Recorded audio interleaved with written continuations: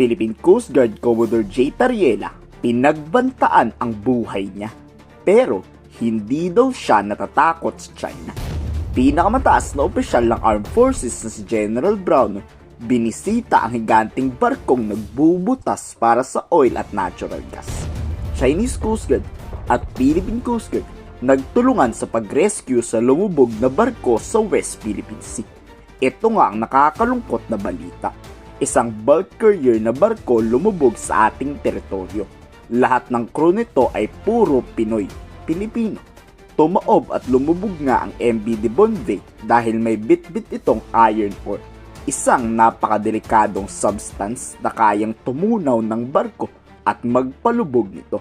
2 nga ang kumpirmadong patay na, 4 ang nawawala at 15 crew ang nailigtas. Chinese Coast Guard nga unang dumating sa aksidente. Dapat ganito ang trabaho ng China. Ang tumulong, hindi ang mambuli. Pero maraming salamat pa din sa China at nailigtas ang aming mga kababayan. CCG number 1. CCG number 1. Yeah, very hospitable. Yeah. Very good. Sobrang nagpapasalamat nga ang Philippine Coast Guard dahil agad rumisponde ang China. Niradyohan pala ng PCG ang China na may palubog na barko malapit sa Chinese ship. Agad naman daw pumunta ang barko ng China at hindi nagdalawang isip.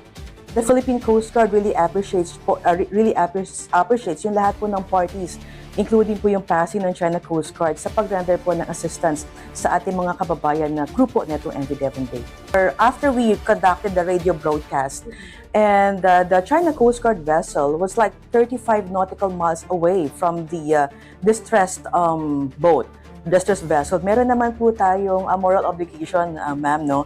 It is mentioned in the UNCLOS, no, that every state has a moral obligation to conduct rescue operations regardless of its nationality or even jurisdiction. So, ibig sabihin po, kahit po a China Coast Guard vessel yan or military vessel or even commercial, they have the obligation to render assistance po to persons in distress.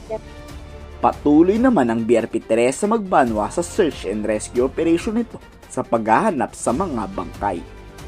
Security. Attention all ships, attention all ships, attention all ships. This is Philippine Coast Guard vessel BRP Teresa Magbanwa, and be advised that search and rescue operations are being conducted to the 4 remaining missing crew of MV Devon Bay. Maintain a sharp lookout and render assistance as necessary in accordance with the international maritime regulations. Any sightings or relevant information may be reported immediately to this station. AFP Chief General Romeo Bronner, binisita ang oil at gas drilling operation sa West Philippine Sea. Makikita nga ang drilling ship na Novel Vikings sa hindi kalayuan ang Malampaya gas field kung saan inaasang ikokonekta ang natuklasang gas. Makikita nga na walang Chinese Coast Guard malapit dito. Bilin kasi ni Pangulong Marcos sa Philippine Navy at Philippine Coast Guard, huwag kayong magpapapasok o magpapalapit ng China. Pag alam kasi ng China ang peperahan yan, posible nilang sakupin yan. Salamat CCG, pero sana huwag niyong sakupin ang West Philippine Sea at nakawin ng oil at gas namin. Kayo, anong reaksyon nyo dito?